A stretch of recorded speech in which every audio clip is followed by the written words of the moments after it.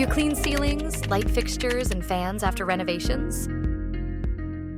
Yes, we include detailed dusting and cleaning of ceilings, cornices, fans, and light fittings as part of our after renovation cleaning service. These upper areas are often neglected by general cleaners, but collect the most dangerous dust during renovations, especially after ceiling plastering or painting, floor sanding or kitchen installs, airborne dust from wall removal or tile cutting.